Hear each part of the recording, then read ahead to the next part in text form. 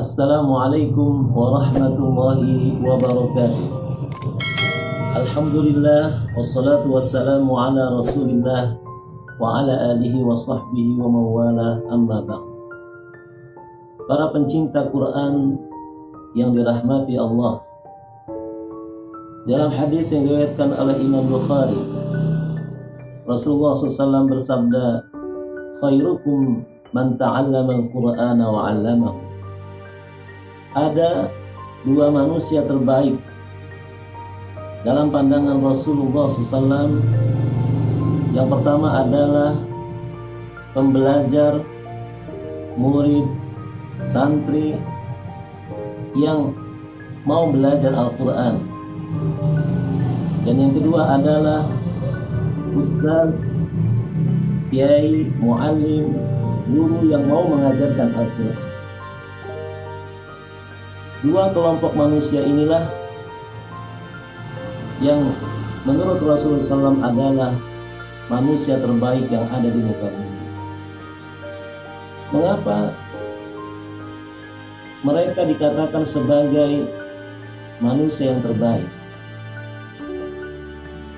Karena yang mereka pelajari, yang mereka ajarkan adalah Al-Quran, yang notabene-nya adalah kalamullah, adalah firman Allah Subhanahu wa ta'ala, di mana Allah Subhanahu wa ta'ala telah berkata-kata kepada kita, telah berbicara kepada kita melalui Al-Quran.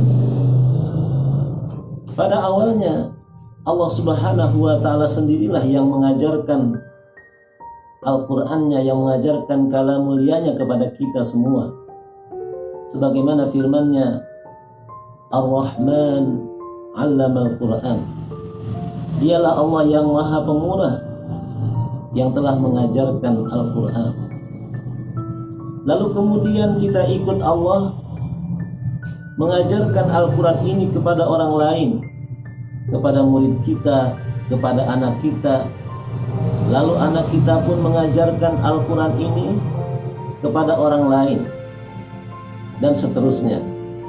Maka kita yang ikut memainkan peran ini, apakah sebagai pembelajar Al-Quran atau sebagai pengajar Al-Quran, akan mendapatkan rahmat, akan mendapatkan kasih sayang Allah Subhanahu wa ta'ala, seperti Asmaul Husna yang mendahului firman-Nya tadi, Ar-Rahman, yang artinya Allah Maha Pemurah, yang artinya Allah Maha Penyayang, yang akan memberikan rahmat-Nya, yang akan memberikan dan melimpahkan karunia-Nya kepada siapapun yang ikut terlibat dalam pembelajaran kalamullahnya, dalam pembelajaran Al-Qur'annya.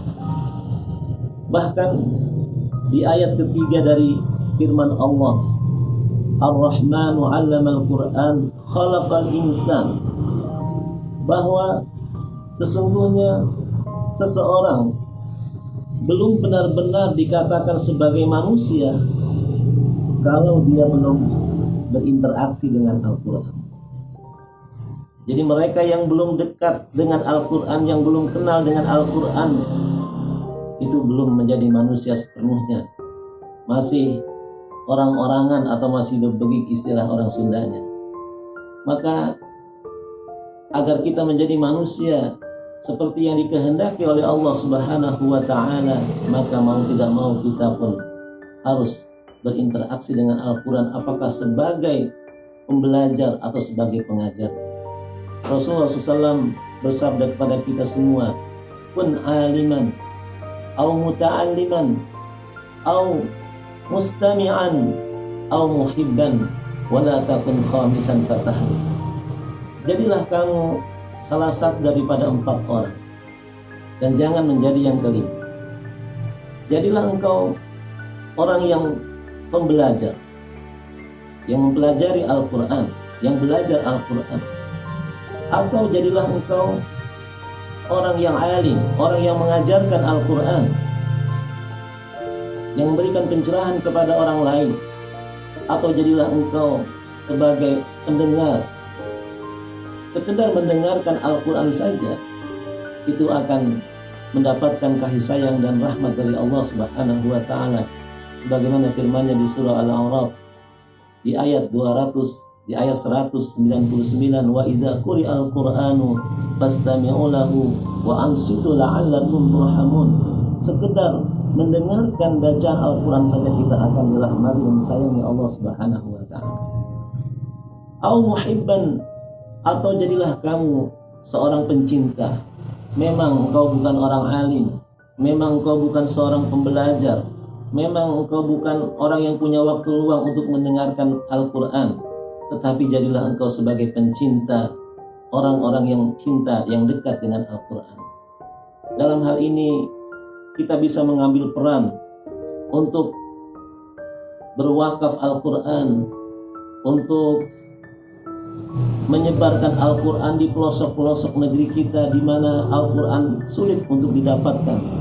Dengan kita berwakaf kepada mereka yang ingin dekat dengan Allah melalui Al-Qurannya, maka kita ikut berpartisipasi dalam salah satu orang yang muhibban sebagai pencinta Al-Quran. Wala takun khamisan, dan janganlah engkau menjadi orang yang kelima, menjadi orang alim bukan, menjadi orang muta'alim bukan, menjadi orang mustami'an bukan, dan menjadi orang muhibban bukan, maka kita akan celaka, na'udzubillahi min dzalik. Semoga Allah Subhanahu wa Ta'ala merahmati kita semua dengan Al-Qur'annya. Akhirul kalam, assalamualaikum warahmatullahi wabarakatuh.